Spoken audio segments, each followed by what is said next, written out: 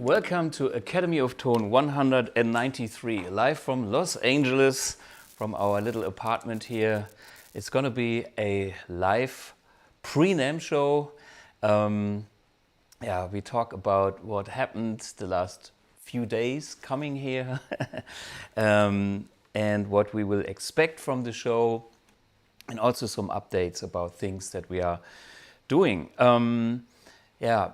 For me, the whole thing from a bigger view, bigger point of view is I just finished that tour in, still January, but when was it, like a week ago, with Go Music, having the AmpX live on stage, which was so important for me. It's kind of, finally, I have my new amp on stage and I can feel it. I can feel the amp, how it actually sounds on stage, how it feels while playing it. And the only thing I can say is it's been my proof of concept that I have all the stuff that I wanted from it sound-wise.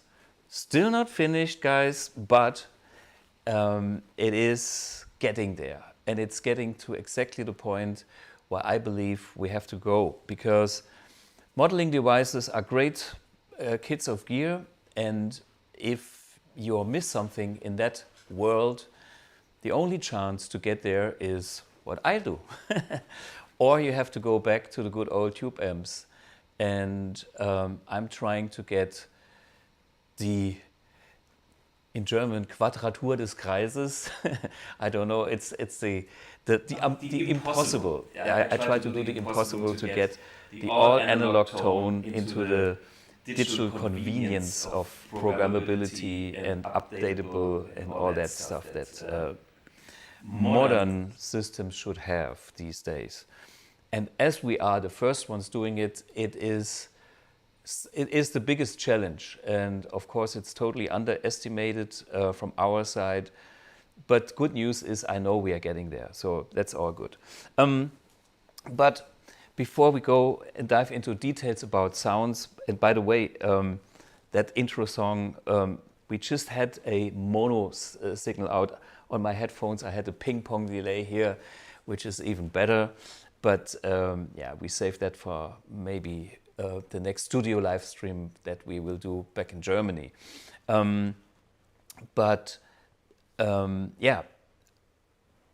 Before we go into these details, you have to know it's a mono live stream, and this is all we are using. I'm using my guitar straight into this recording out interface with the XLR clip-on mic, and that's it. In the background, I can see on the American TV up here, I can see Richard Bradley, Tom Bourne. Diesmal angemessene Bühne für den Meister, aha. I can read the comments, which is cool. Oh, does Thomas use the one control with AmpX? No, I'm not using that. It's just sitting here because actually what we see here is what I brought. It was mainly hand luggage. We are 3 people here, myself, Lucas and his dad, Horst. And all we have was hand luggage and 1 case with basically the camera equipment. But even Horst, Lucas's father, was joking. It's like, you don't have any clothes with you? Well, I don't need them because I have a one and an X shirt, a few of those, and that's all I need. I have 1 pair of shoes, a few socks, and that's doing the job. Okay, what happened is the first thing you do is the flight to the NAMM, and it's always kind of same procedure as every year. Lufthansa LH456. It's kind of that traditional thing. And what we are doing is, of course, we drive to Frankfurt in the early morning. Then we get there. We had a traffic in Mainz, so it was kind of getting a bit tight, but in the end, everything was fine. And then we go check in and go to the gate, and we meet the first industry people. I think we have a little video that shows what happened, whenever last night it was still German time. I'm getting confused about all these time zones. yeah, after I woke up, not this morning, the morning before. This is what happens in the early morning back in Frankfurt Airport. Check it out.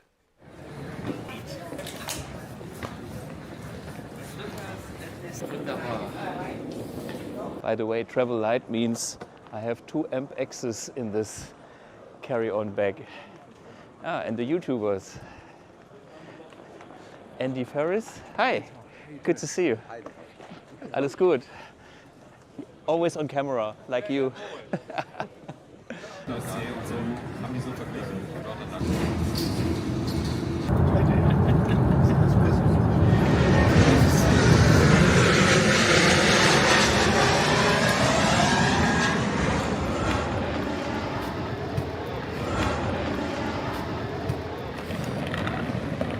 Yeah, and you come to the gate and you instantly meet all the industry people. If you are on that flight, I think the whole European, or at least 50% of the European music industry is using that kind of flight because it's a direct flight and pretty affordable.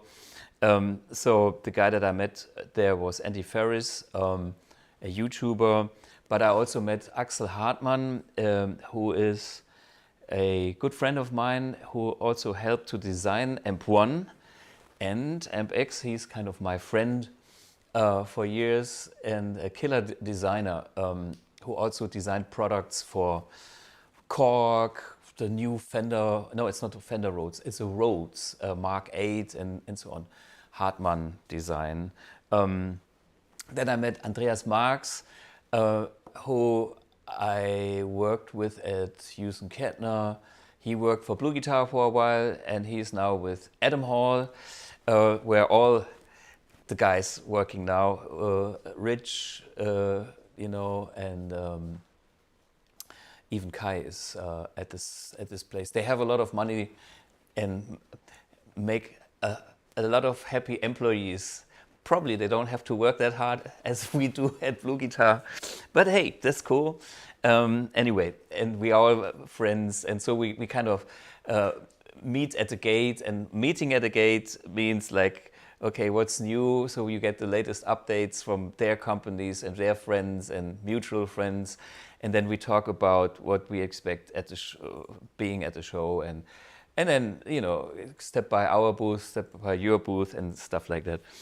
Then we also met Kalen, the guy that was in Academy of Tone 169, and his dad. I mean, they're both very young, as you could see. And then it goes on the plane. You know, you go to whatever our row was, 40, blah, blah, blah. And we are 3 people, and the 4th seat in that kind of row was taken by somebody that says, well, I'm an analog fetishist. I do microphones. So the analog fetishists all were sitting in the same row. Nice conversations about high-end microphones and stuff like that. Yeah, and then, you know, the Ibanez guys and a lot of people. They're all, you know, on that flight, and some of them you can talk to during the flight when you go to the toilet, which you're not supposed to do, and stand in the aisle. But yeah, you pass them, and then you get little updates, which are good.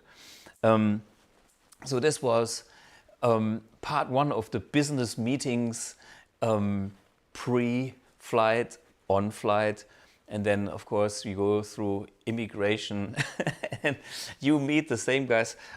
There was the guy from Kohlekeller, I think Chris is his name. Is it his name? Metal YouTuber. And then you pass, you know, the immigration lane is forever. So like it takes maybe 40 minutes to go up to the counter, and it's queuing. And every time, you know, this guy goes here, and then we go there, and then we meet again here, and we meet again there, and we meet again there. So we have like 4 times the chance of communication, which is great. That's stuff that you never get in the internet. This is only happening in real life when you're totally jet-lagged and had no sleep on the plane. But who gives a fuck? That's rock and roll.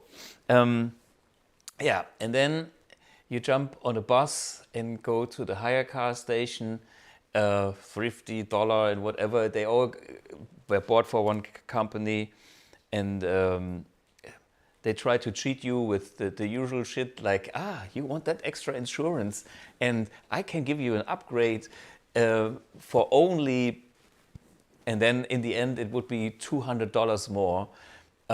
You have to be very careful when you make these kind of rental car reservations, because you have a good deal that you bought from Germany and then the guy tries to sell you something. I'm pretty sure they get commission for that with a higher percentage for themselves.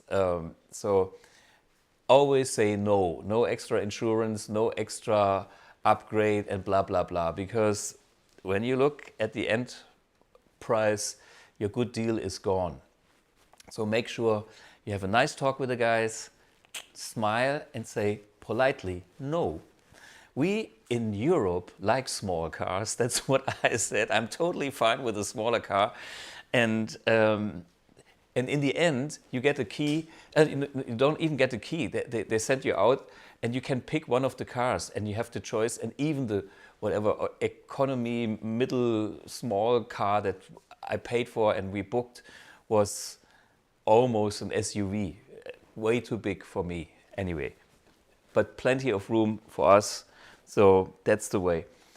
Next step is we had to get this beautiful BluGuitar sign, which I ordered in the US, and we didn't bring that with us from Germany. So that's a different one. It's not the one in the video studio back home. It's one for the trade show. And I shipped that to my friend Gunnar.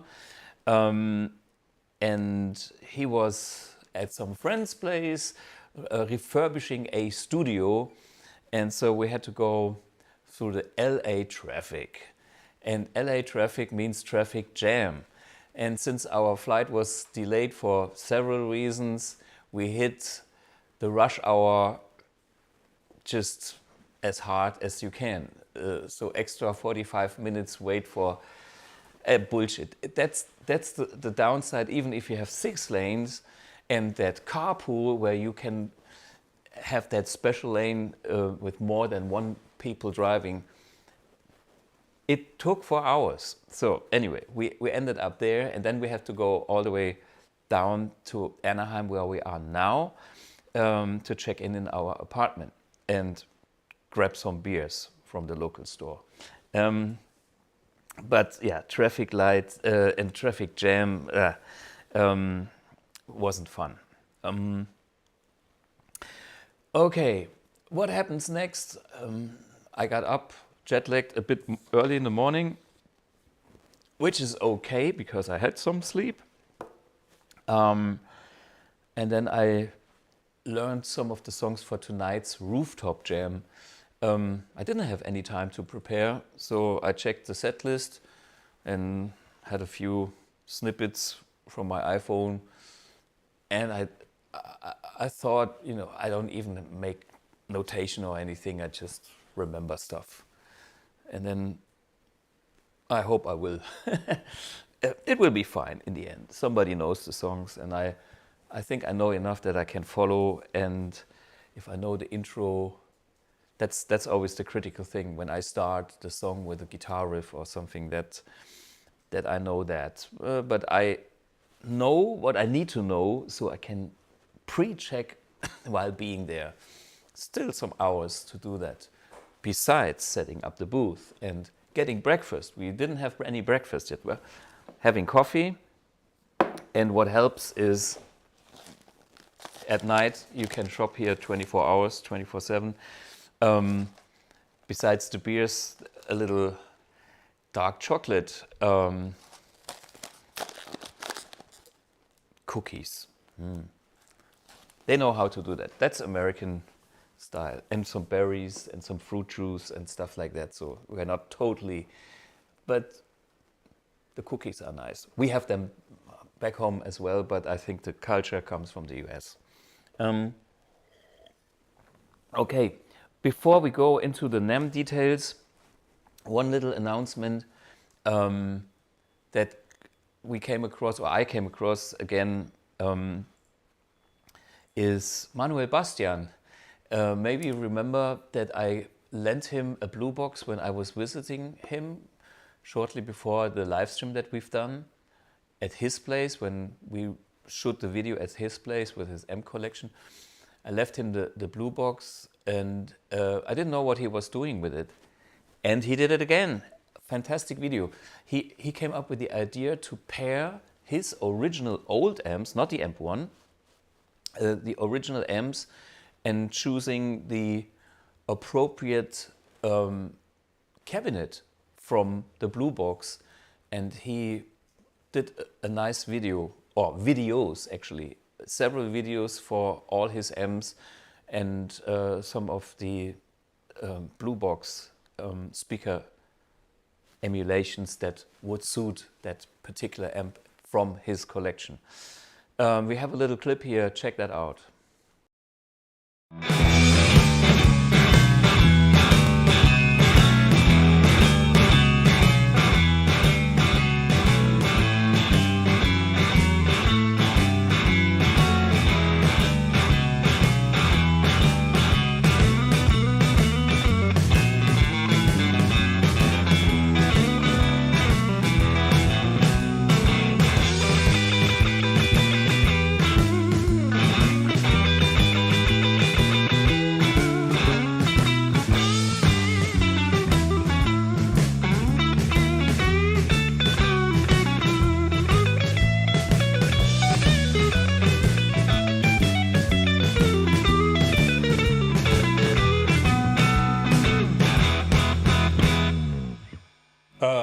Yeah, that sounds great right out of the box. Manuel Bastian, yeah, great guy, great videos, great playing, good taste. Yeah, I have the feeling we have to do more with him in a way. It's so natural. It excites me, and that's what I love about this job is sharing. Well, yeah, sharing the experience and doing something together on that level. And I feel that Manuel has that same background like myself. So there's a lot of sync in the air. I don't know what this will end up with, but this smells like there's room for more. And talking about room for more, is I revisited and finalized a few sounds for the trade show together with Julian, and there are a couple of amps from my own collection that I was always very proud of and that I always wanted to have like a replacement, and I think we now have it in the AmpX. There's a little snippet on my JTM 45 in R&D. Check it out, have a listen.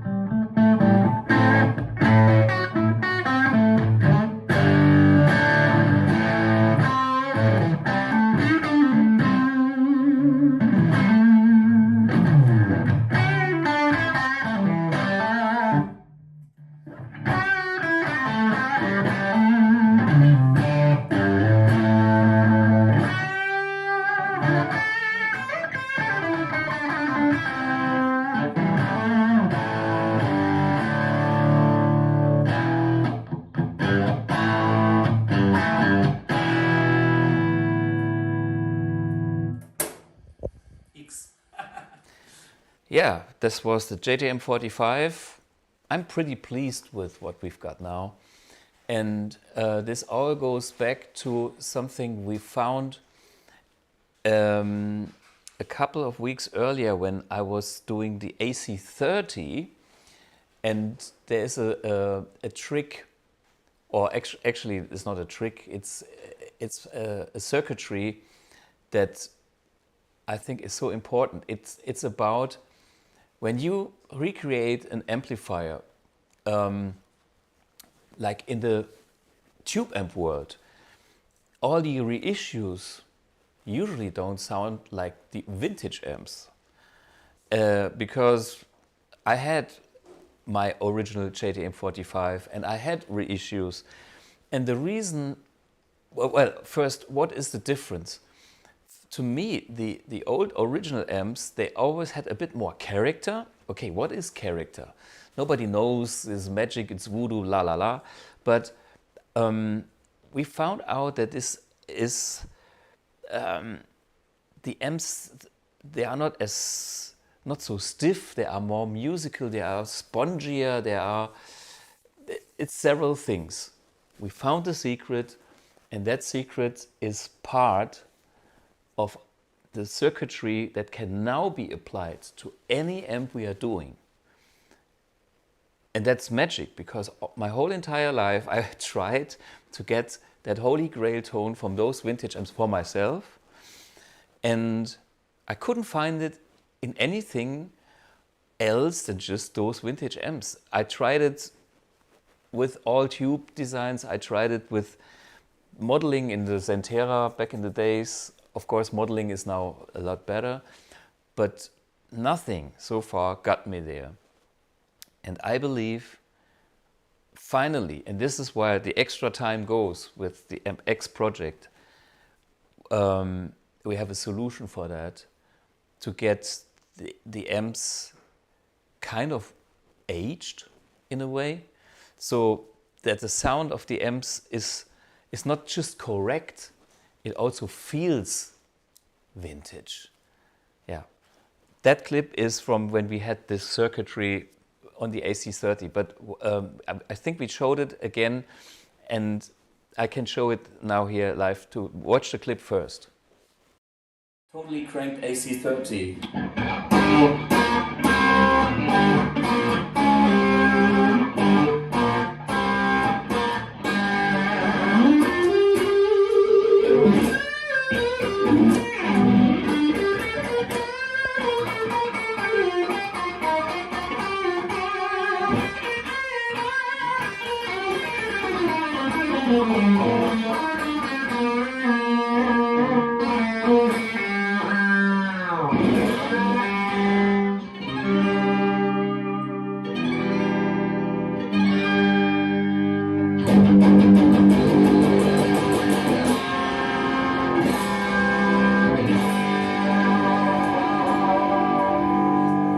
Fake. It's the AmpX.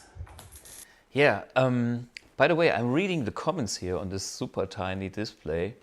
It's also up there, but that looks funny. First, Manuel Bastian, thank you so much. So Manuel is actually watching. Thank you, Anaheim. But back to the comment here on the JTM45 has a sound like there's a towel in front of the speakers, but that's good because it kills the harsh highs. I tell you something else. What I just have done in the R&D department was one of those other options on the JTM45 that I personally used is impedance mismatching. So I was using the 16 ohm output in an 8 ohm cabinet on the original Marshall, and we kind of went for that tone because that's kind of killing the harshness of the amp. And we can do all these things, and we can have all these details replicated in AmpX.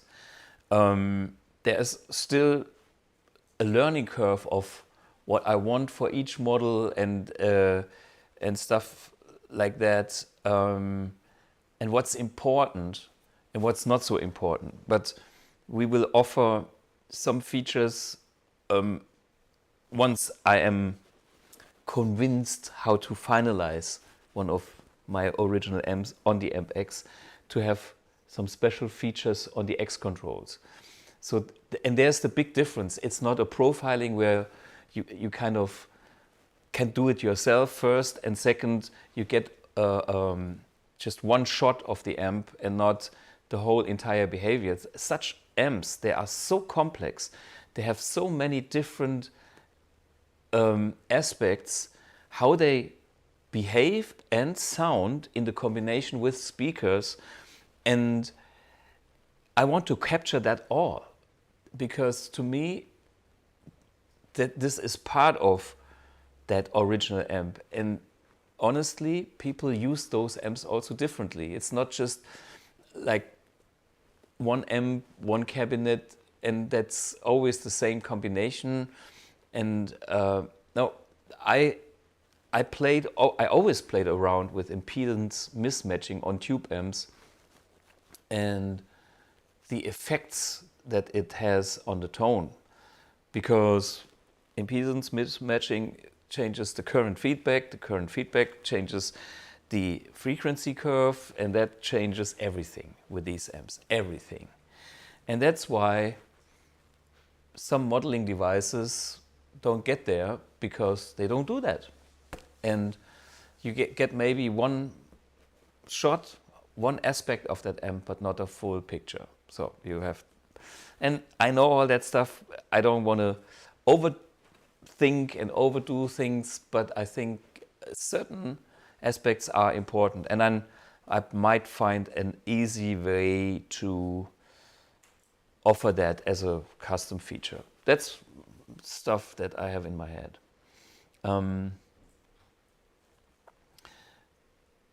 Oh man, I'm reading comments here. Okay, before I'm getting lost here, we have another little clip from the R&D about my 1957 Tweed Deluxe. Yeah, simply check it out. It's the AB of these and this. The everlasting AB comparison. 1957 Tweed Deluxe.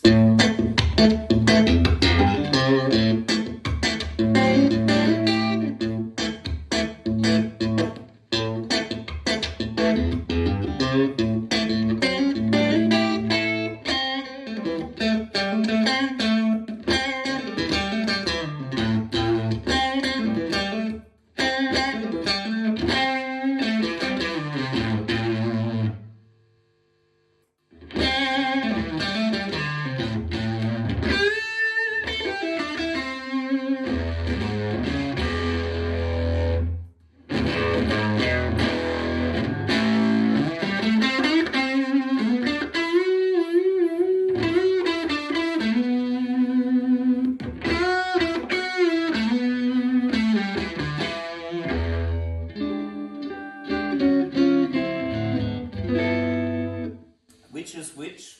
Good question. And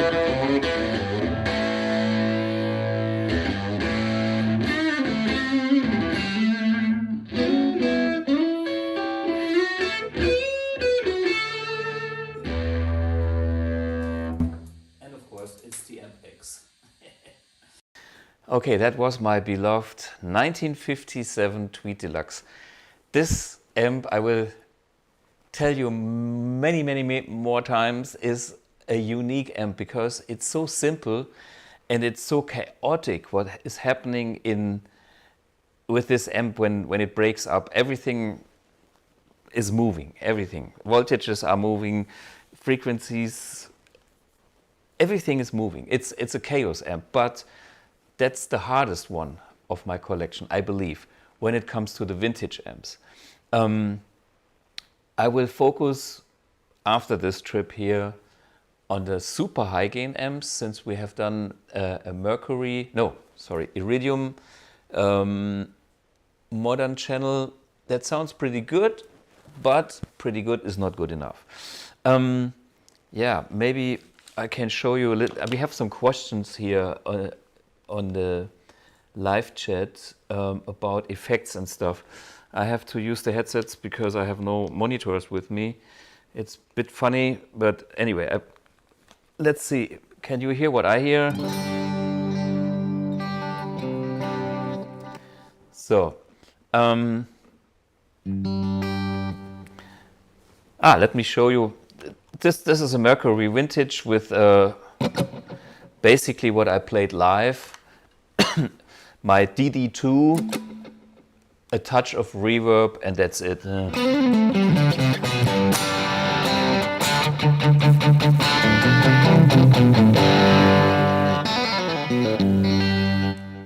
Okay, this one, wait a minute. Okay, this one is my Marshall 1987 with the same cabinet.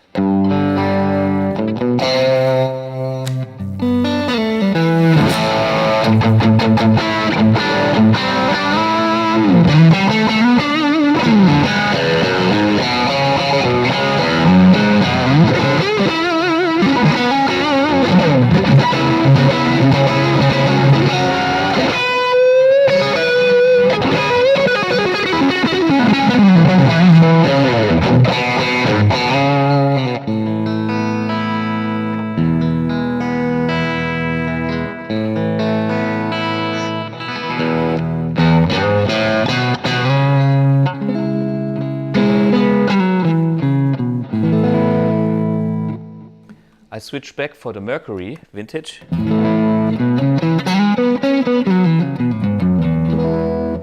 Sounds pretty similar because this was kind of one of my favorite amps that inspired me so much for the Mercury vintage channel. But now I can show you why it makes sense to have a GMP 1987, the 50 watt plexi, so to speak, in the AmpX.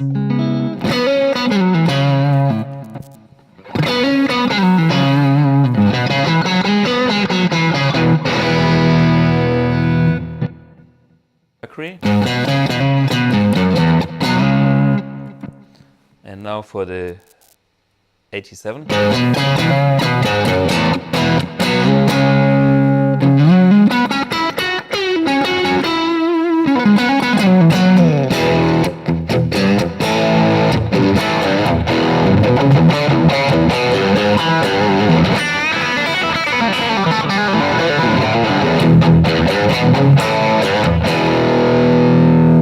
Yeah. It's slightly rockier in a way, I believe. Yeah, and that amp I used basically on most of my records. This was kind of my magic combination, my 61 Strat, the original one, not this BluGuitar, but this is killer guitar, I have to admit. And that particular amp. And by the way, we can make the proof of concept. I just unplug. Oh. I still hear the headphones. I thought you wouldn't hear anything now, but I think so. And now I plug it back in. So can you see the real me? Okay. And now, so you hear that I'm using this amp here.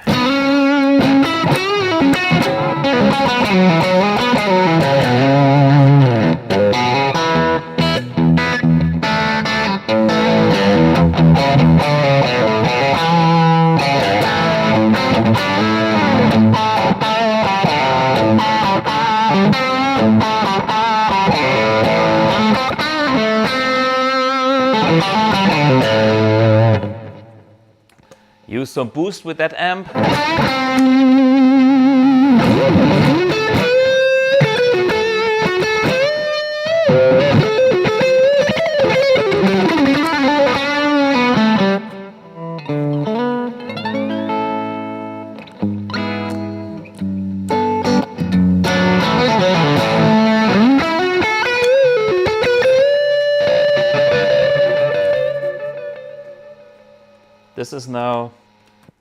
This is now the Replex.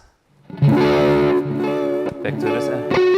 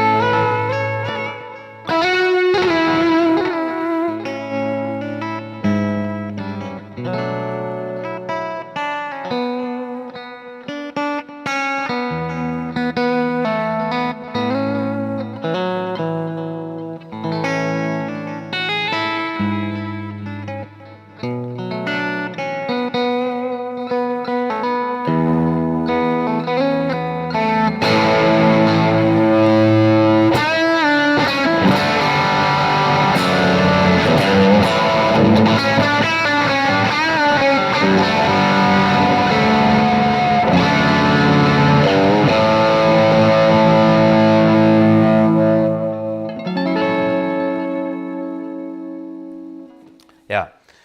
The reflex, I always love the reflex. Me and no reflex is a lot missing. And mind, guys, this is like a tube echoplex in front of the amp. So what I have done for myself is, when you see me play live with my old pedal board, you can see me diving down to the reflex a lot. I'm not changing anything on the amps. It's always changing the volume on the reflex because it tends to get too much. But if it's not enough, it's no magic. So I have pre-programmed 2 volume settings for the reflex here. Off, loud.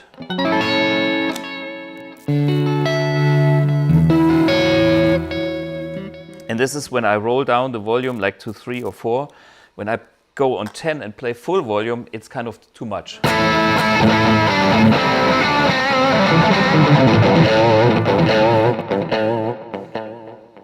So, and that's the moment where I hit it again and I have less output.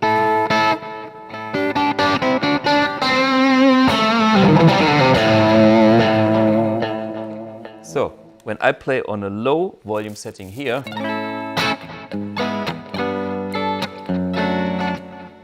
it's nearly not there compared to loud.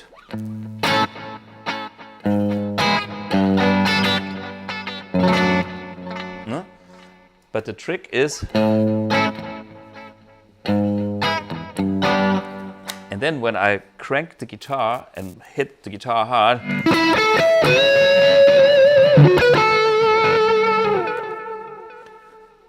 then the reflex has the right volume for that. So that's my trick. In the combination with Amp 1, and I'm doing just the same with the AmpX. That's, again, AmpX is nothing that you couldn't do in other ways. It's just a different format. And I won't stop with the R&D for this until it's really doing what I expect it to do. That's why it takes so long. And all these details are important because otherwise it's like, ooh. Okay, I give you my JT45 just for fun because it's here. Yeah, a muffly amp as we had in the comments.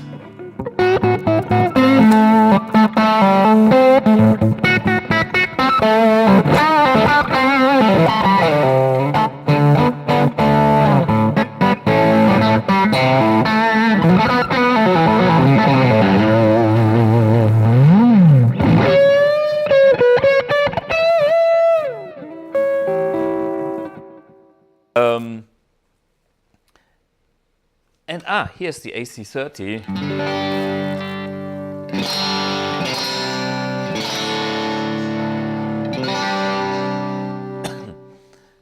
And that's the quality of the AC30. It's kind of the chimiest amp that I know.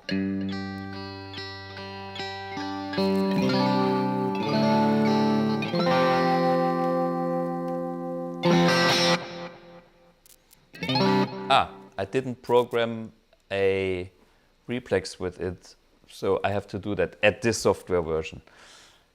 When it's finished, it should automatically go to what is programmed on that switch, which should be the reflex in that case. Now I still have to tell him this is, software. Anyway, on the second, there's a bunch of delays, as we can hear. One is this one. That's the beautiful stereo delay, bom bom bom, ping pong, that you don't hear, but it's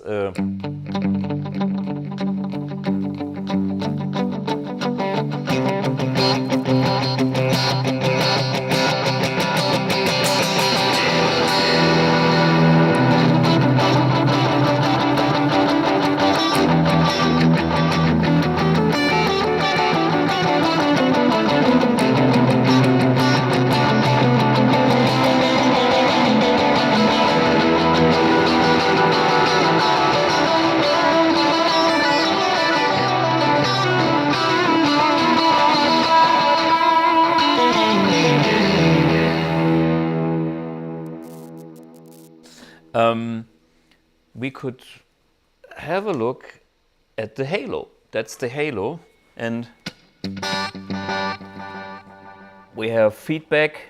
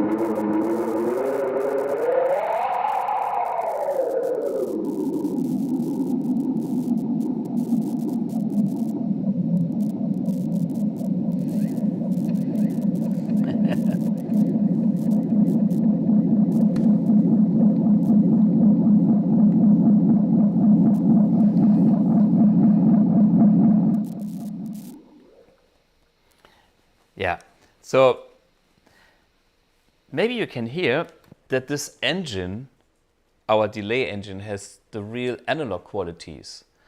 That was important. So now we are able to recreate a lot of different delays and these effects. And the sound from a digital delay can also be dialed in like totally digital with the clarity control here from this parameter. So basically what you can see is I dialed in the delay here.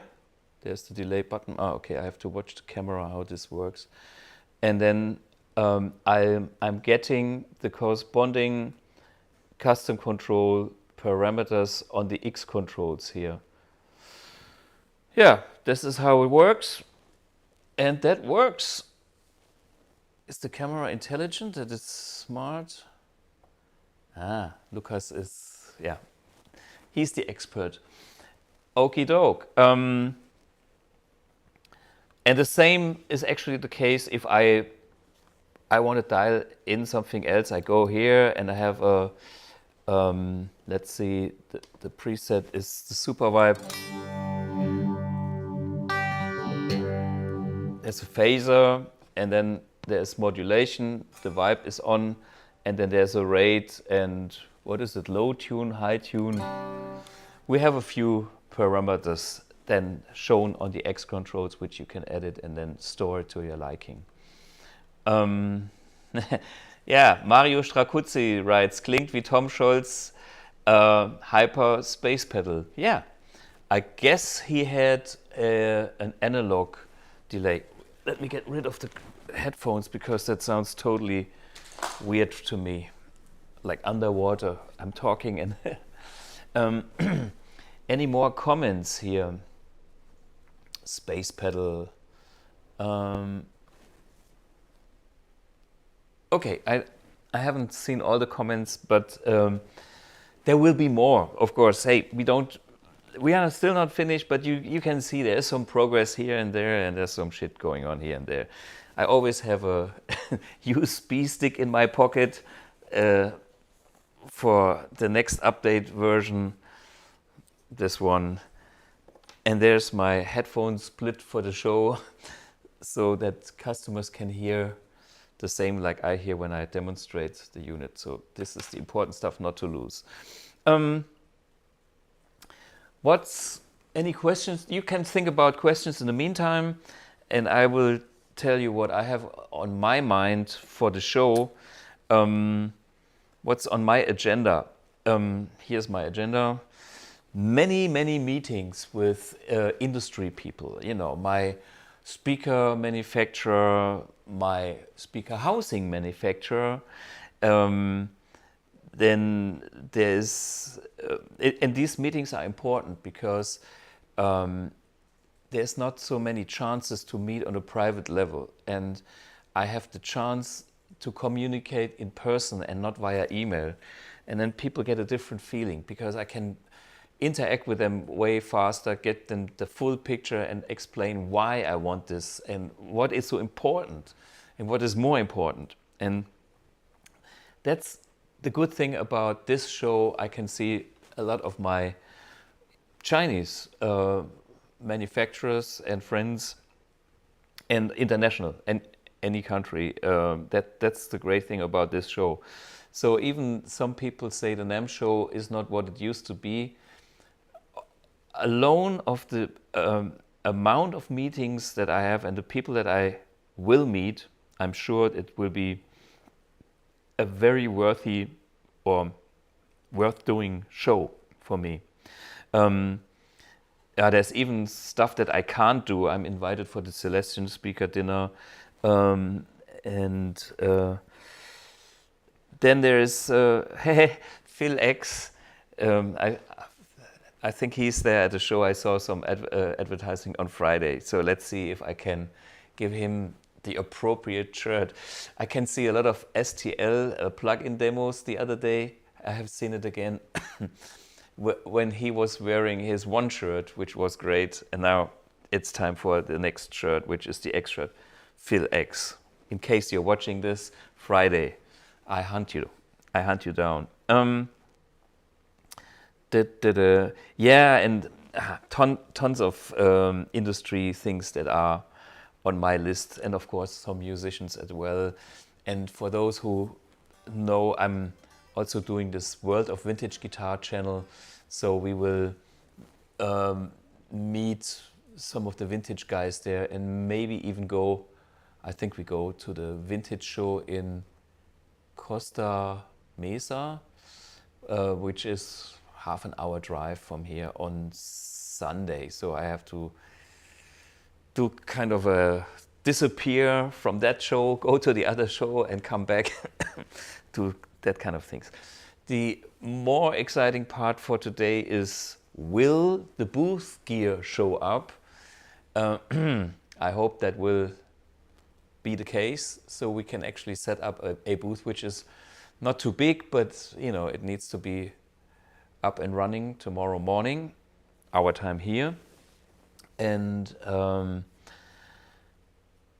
yeah, sometimes things don't work out and then there's not many hours to fix, but we will see. Always exciting. Any more questions here? Will people in the US have to wait another year till NAMM? Maybe, maybe not. Depends, actually, it actually depends on when I release it, and then when it's released for the Germans first, how that feedback is. We are already doing the hardware and things, so if everything is super smooth, you can have Christmas presents. But if not, we all have to wait, because this could kill the company. If I would do something that is not working properly, that's the end of BluGuitar, because there is no second chance to burn money. If the money is burned, it's gone. And I don't have that much. Unless some of you guys has $1 million too much, we take it with pleasure. Maybe somebody's watching. Maybe you're a sheikh, or what is the English word for it? You know, one of those guys with an oil field or some other income. And I know how life is. Sometimes that's even possible, because some people have so much money they don't know what to do with it. I don't want it privately. It's just here. And I don't want a bank. I don't want a contract and things, because the only guy that stops me from doing this is myself. Period. There's a comment. The headphone outs can you? I can't see Lucas for a second.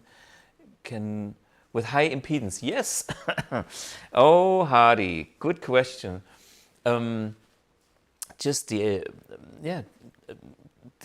headphone out is working exactly, not exactly, but it's working the same for low impedance headphones with, I don't know what they have, 32 ohms or 64 ohms, as well as 300 and more ohms. We have that kind of output on the AmpX. That's a good question. Wait a minute. One control available, and where can I get it? Okay, I have the one control here, and we are on a mission to get like what we call mass production, because this is kind of custom shop made in Germany. We did it for the guitar summit, and then people wanted. We are actually working on mass production of that made in China, and that's one of the meetings I'm having here. And I will see prototypes and I will have conversations. This is already in the making, and as soon as we get these, we will ship them over here. So pretty soon. And they will then be, of course, available through all our usual channels. So with Sweetwater and Musician's Friend and all the BluGuitar channel, shops that we have here. That's the one control. Will the power soak be accessible on AmpX without the need of external pedal? Yeah, hey, this is already integrated. It's called differently. It's called the power drive. And the power drive is what you are getting when you crank an amp. And in the AmpX, I will assign the sound aspects of it to that, and I'm getting rid of all these side effects that if you reduce the power soak here, the wattage changes, and that changes the volume, and the volume blah blah blah, and all these kind of, because this knob here can be assigned internally to any function. It could also change the treble, for instance. So this is totally freely assignable, and this will be simply the sound of a driven power amp, and therefore we don't need a power soak anymore, because a power soak gives you the sound of a driven power amp at lower volume, and I will do this volume independently on that power drive control. Is AmpX able to do dynamic IRs yet? Yes, it was, and we didn't have the chance for that latest software update to implement the dynamic function again. We had it already like a year ago, so I know I like it very much though, but for some reason we were busy doing other things, and it will be re-implemented very soon. So the dynamic function is not in here yet, so all you get here is an ordinary Blue Box style of quality, and the more will be coming back soon. Which compressor is there in? Compressor, at this point, none, but we have, and that's the beauty, we have a circuitry which is under boost, that is in the boost circuitry fully, freely for us, for BluGuitar, programmable compressor circuit. Why? Because a boost, a compressor, and the combination of boost and compressors, I see a huge, fantastic way of enriching clean tones on the edge of breakup tones, and even maybe with a touch, use it as a touch for making some gain stuff and changing the dynamic of the guitar to something else. And which compressor will be in there? In the end, I would say any compressor is possible. So it depends on my liking at this point. We have of course not a multi-band compressor like with separate frequency bands like you use for mastering of CDs or like mixes, but we have a fully controllable knee curve. So we could even get the effect of Gilmore stacking two compressors because we could actually reproduce the curve of two compressors being stacked.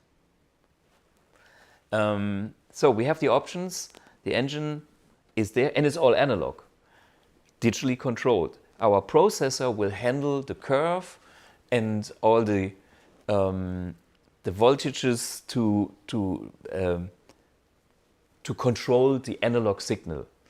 And that's the beauty of combining both technologies.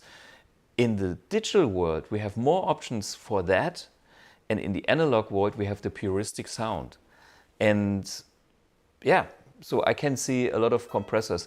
I will start with my own favorites, the yellow comp, and then I have an AmpX R Dynacomp, I think it's called. Let's see. But that section in the AmpX is capable of doing different ones. And imagine to combine that with some of our boost ingredients to get a little breakup as well on top of that in the source. I did some experimentations on that end. But this is the thing about AmpX. Not everything will be available at the first day. It's a growing system, just like Kemper was back 10 years ago. Let's read more comments. Kannst du die Power Soak in MX zeigen? Ne, brauchen wir nicht mitzunehmen. We explained that. And it's not implemented yet on the AmpX on this software version. We had something in the past, but let me finalize the models and then I have the right kind of sound power things on the power drive. Shall I sell my JCM Annual and Universal Aux and just get AmpX? You shouldn't sell any amp yet. You should play what you like, and the moment you have this amp available, you can do the AB and then you can decide. And it will do the same like what you are using right now, because that's my goal. But I wouldn't sell anything before you're totally convinced. That's my creed. I always regretted to have sold stuff that I really liked. And you know, it's like switching with my own pedalboard after 10 years. It's like my pedalboard still exists. I'm a developer and I'm not going back to my pedalboard because I want to spend all my time focused with this because this product needs the attention for bug fixes and anything that I have to live in this world now, which does not mean that an Amp 1 is not cool. Amp 1 is still killer, period. And we have to talk about that as well, not now, but after the NAMM, when I'm back home, before we lose the focus and everybody only hears AmpX and AmpX and then everybody thinks he needs an AmpX, even though you don't, because most people don't need all these features. Okay, it's now interesting for a lot of people because that's brand new and it is doing something super special and that's totally exciting, even exciting for me. But in the reality, you know, how many of you guys play one-channel amps like a Fender and a couple of pedals and get good results, and then Amp 1 already gives you 4 channels, and then you have maybe one pedal or maybe none pedal, as most or some people experience. They started with a bunch of pedals and then in the end they just used the channels of Amp 1 once they understood how to use that Amp 1 for their own taste. So it's basically all there, but yeah. Do you usually put some Rotosphere in front of your amp or in the loop? The Rotosphere is a super nice Leslie speaker emulator. We have a Leslie simulation available for the X. It is not the final ultimate Leslie yet, but it's pretty good. So there will be something like that. Honestly, I'm using the Leslie simulation. I was even in the past, because I have it. I designed it with Bernd Schneider and Jusen Kettner back in the days. Only in the studio. I never took the pedal live because it was pretty big. I like the effects. In my projects, they were not so important. In the studio, they were always a killer because the sound is so unique and so special, and there's some magic about rotary effects, about modulation effects, but especially about Leslie sounds. So there will be some Leslie, but once AmpX is at a certain level with the basic stuff and we have the free time, this will be my challenge in life, to have like the ultimate Leslie emulation on that platform.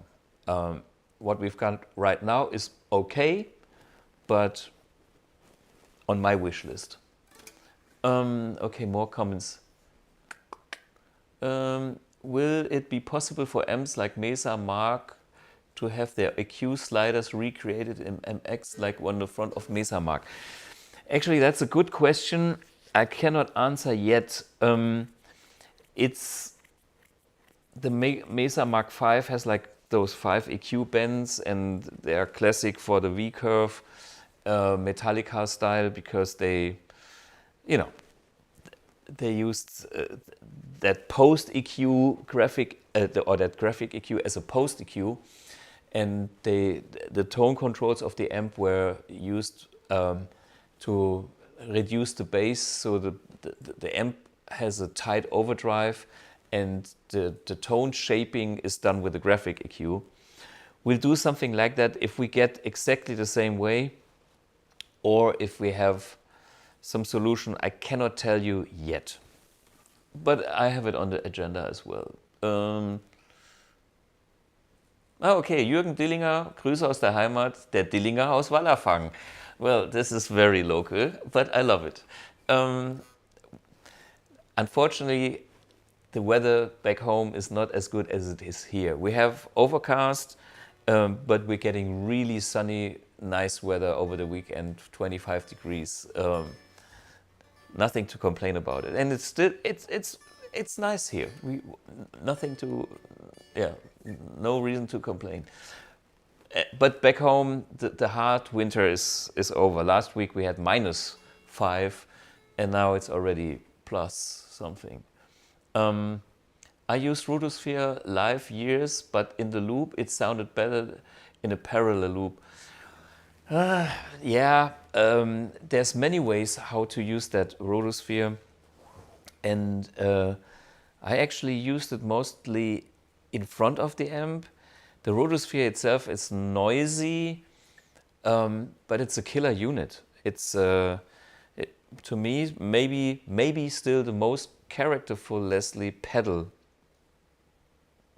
which is available these days. It's all analog. It has a tube. It has character, and that's why my heroes used it. I'm talking about Jeff Beck. Bonamassa, one of Jeff Beck's fans, like myself, also has a Rotosphere, and I think Aerosmith and basically them all. The list is endless, and even John Lord, when he was still alive with Deep Purple, had a Rotosphere.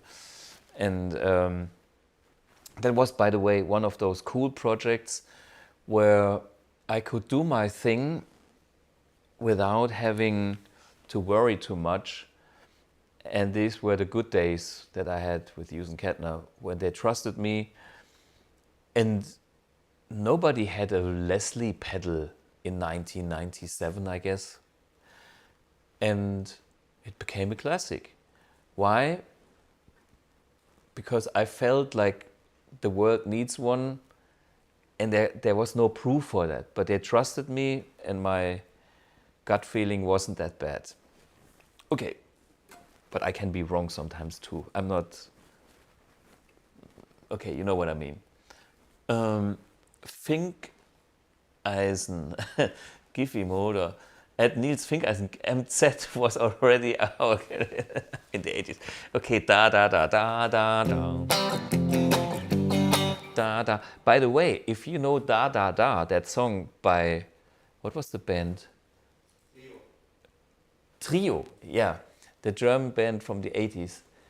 My JTM 45 is that amp that is Da Da Da.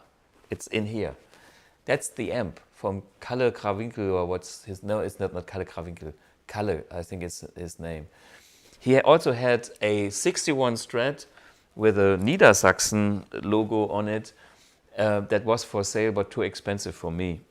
It was exactly my year of Strats that I like. Same color, very similar.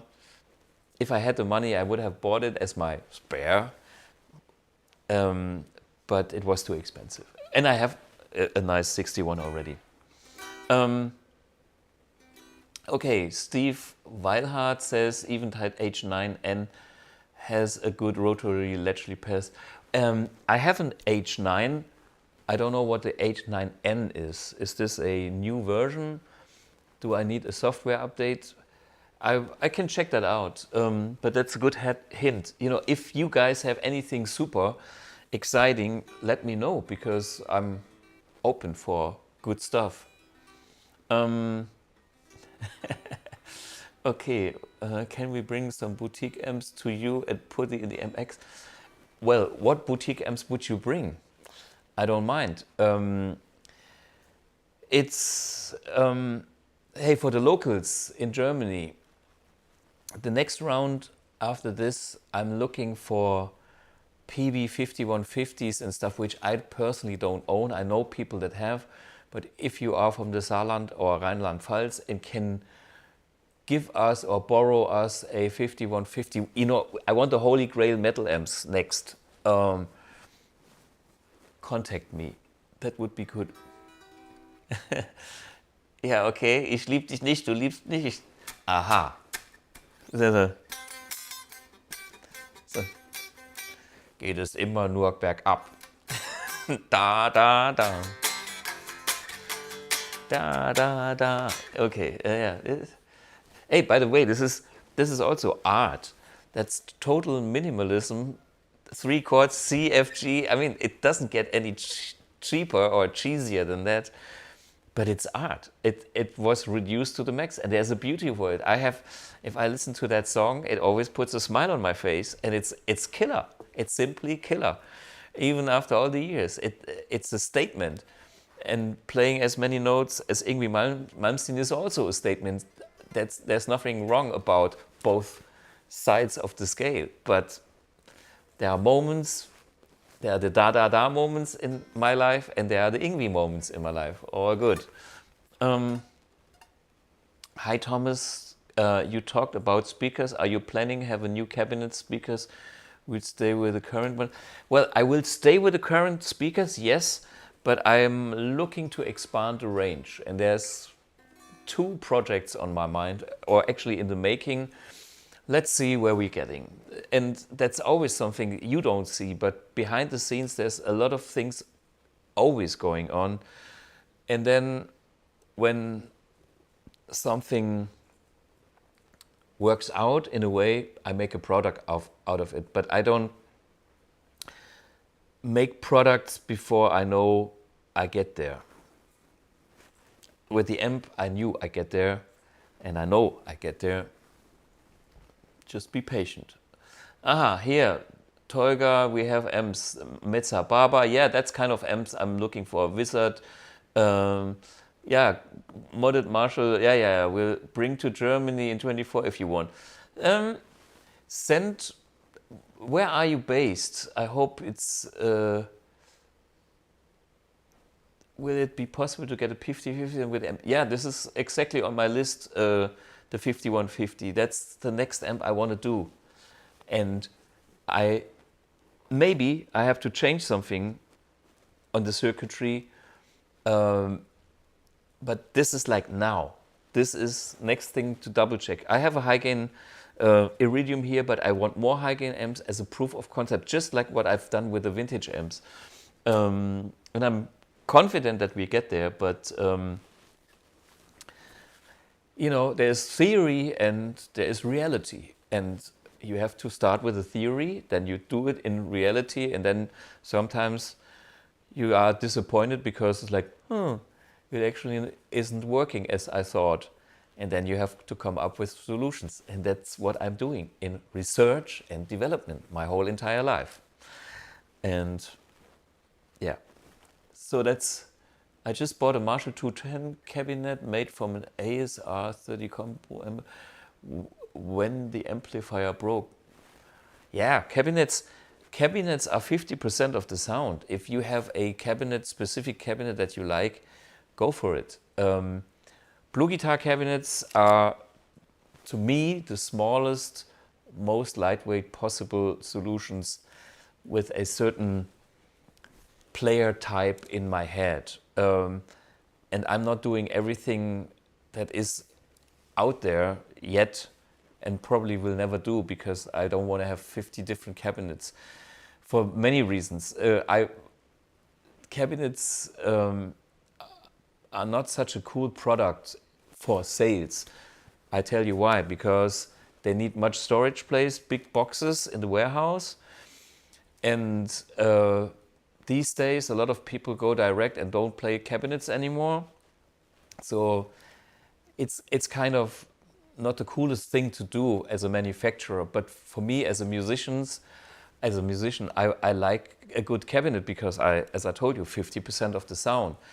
And if I can't buy anything that I want or that I see that is missing on the market, I will do it, or at least I will try to do it.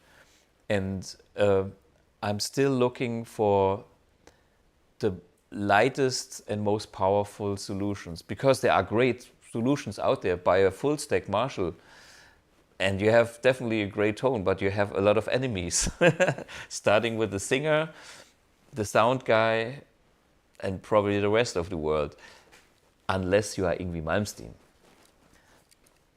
or some other people that are famous to be the monster loud player on stage. But I want to give you that monster tone without the big stacks and without that too loud volume. And when this exists already, I would recommend those cabinets to you guys, and there are some good cabinets out there. And if nothing exists, I will do, and I see a market there, of course, I will do the product. And there's 2 projects in my pipeline. Okay, guys, I think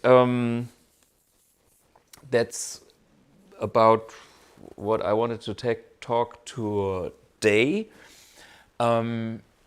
We go and set up the booth. We have breakfast, set up the booth. I do the rooftop jam tonight. If you want to come, it's the 5th. That's the place of the venue. I think it costs $15, but I had to learn $15 is nothing these days in the US. The parking for the NAMM Show is $20, just to let you know. And it used to be 10, then 12, then 15, and now it's 20. So $15 is nothing. It will be a nice evening at the 5th there. And yeah, you can see me with my AmpX, and hopefully the cabinets show up. Otherwise, I must find some other nice cabinets. But the industry people are there. I will find a solution. But fingers crossed, everything is there. Somebody writes the Helmut. Yeah, you can, of course, make the videos. One more question here, rock guitar. Does the AmpX has an internal impedance curve so it can be used in silent modes? Yes. somebody is an expert on that. Rock guitar vibes. We have that for the silent. We have like 2 outputs. One is the real speaker output with the real current feedback, I feedback. Both names are describe the same thing. And since we now part the way of the signals for the going direct, which means the blue box or the direct out, and the real guitar speaker out and the power amp, we have to recreate the same behavior on both outputs. And therefore we have exactly done what you asked for. The AmpX has an internal impedance curve, blah, blah, blah. The jam available on YouTube, maybe, maybe not, we will see. We will have a follow-up of NAMM next week. So if we shoot some footage tonight and from anything else that will happen, you can see that next week. But we will do a full walkthrough NAMM first thing tomorrow morning before, or when the show opens, or before, slightly before, to show you what you can see at NAMM. And that can be seen for the German guys or the European guys Friday morning, because, you know, of the 9 hours time difference, and we need a little time to upload it. So Friday morning you can see the walkthrough NAMM, and then, yeah, on Academy of Tone special on our channel here. Somebody, Hardy O, wishes a very successful NAMM. Thank you. That's what we need. Where is... Yeah, see, this is Lucas's hand before he... So, thanks, Hardy. Thanks, everybody, for joining in. See the walkthrough Friday morning for the guys in Europe and the rest of the world, whenever that time is for you. And see you all next week. And there will be tons of footage from them on all the channels that we have. Thanks for joining in. Stay tuned. Stay healthy. Don't get flus and stuff like that. See you soon. Cheers.